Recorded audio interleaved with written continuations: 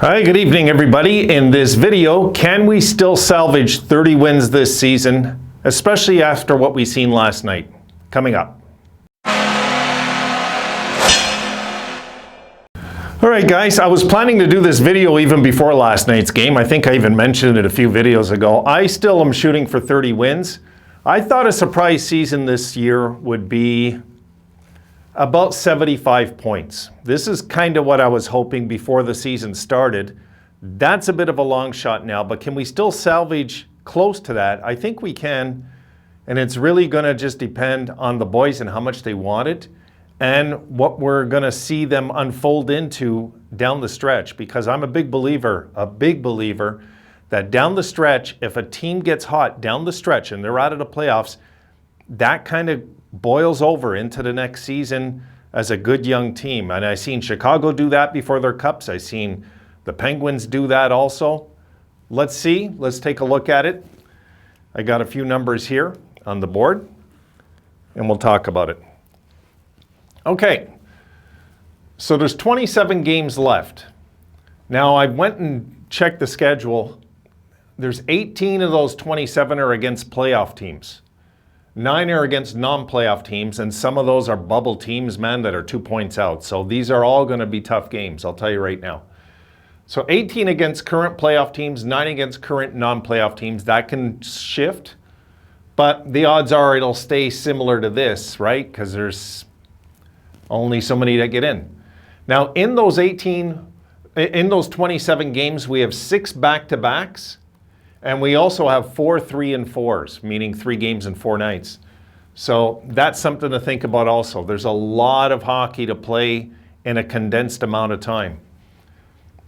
Now, out of the 27 games, 15 are home games, and 11 are against playoff teams, 4 are against non-playoff teams. So our home schedule is pretty tough. I looked at it. Our 12 road games, 7 are against playoff teams, 5 are against non-playoff teams. I calculate we need to finish 13, 10, and 4. Now that's not impossible. It's just not. I don't care how bad our roster is. That is not impossible to do. The thing is, it's a tall order at this time of the year. Early in the season, that's a lot more possible. But when you get towards the playoffs, and everybody, you know, the high-profile players are getting more ice time, and teams are starting to hit more. All that starts to happen. Teams are getting geared and ready. It's going to be a tough call, 13, 10, and 4. But is it possible? Absolutely. I believe it is with this team. It would have been, if I would have made the video yesterday, it would have been 14, 10, and 4. Now it's 13. So look at it that way. 13, 10, and 4. We would close the season at 30 wins, 40 losses, and 12 overtimes, which isn't so bad. It will be a 72-point campaign, not so bad. I know that sucks still for us. I mean, it's nothing to be thrilled about, but at the same time, when you consider what everybody was saying about our team before this season started, guys, we weren't supposed to win 15 games, let alone 30, right? So let's take a look. I'm gonna go over the schedule. We'll just chat a bit in a second here. And let me check this out. Okay, so let me just make sure I got the schedule right. Here we go. Okay, so I'm going to give you our home games in order, okay? We're starting, the first 5 I'm going to read out. This is our homestand coming up.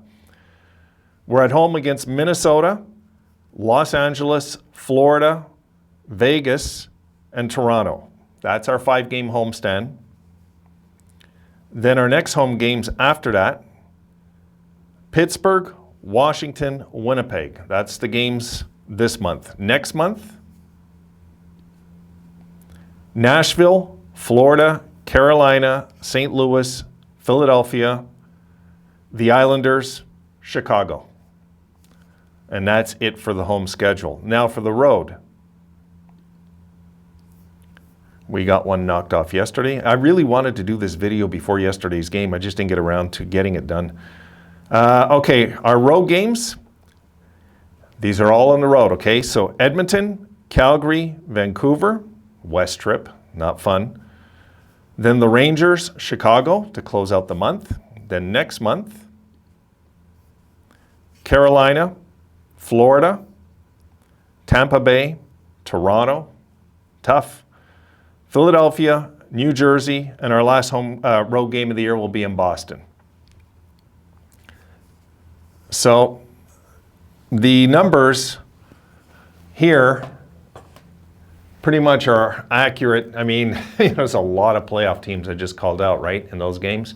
And a lot of big playoff teams, a lot of good playoff teams, a lot of teams good in the standings. This is not going to be an easy task. But to go 13, 10, and 4, that would mean, what I like about this, if we could do this, is that means less than half our games this year we lost in regulation. I always look at regulation. That's something I might do a video on when the year's said and done, what we won in regulation. It will be nice if the boys start winning some games in regulation, because this is the true statistic that I like. I mean, these overtime wins are okay. I mean, I'll take it at this point, right, in the season we're in. But if we go into this and we go 13 and 10, of course, some of these aren't going to be in regulation. That's for sure. So we're going to have to really, really, especially when we got 6 3-4s, okay? So, or 4 3-4s. That's 16 games that are played 3 and 4 nights of those 27. There's 4 times we play 3 games and 4 nights. That's going to be tough. And the 6 back-to-back will come in as well. But we've always had lots of back-to-backs, as you know. So I got, let me get these numbers. To finish on the road and home is what I calculated we need to get to achieve this.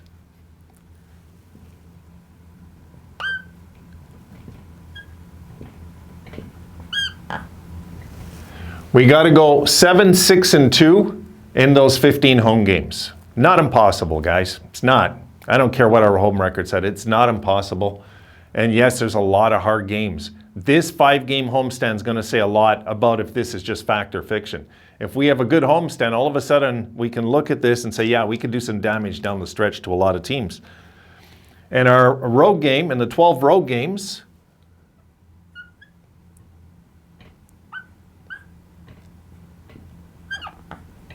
we'd have to go 6, 4, and 2 in the 12 road games. So that are the numbers. I'm hoping to see the Sabres somehow. Did the crooked thing, didn't I?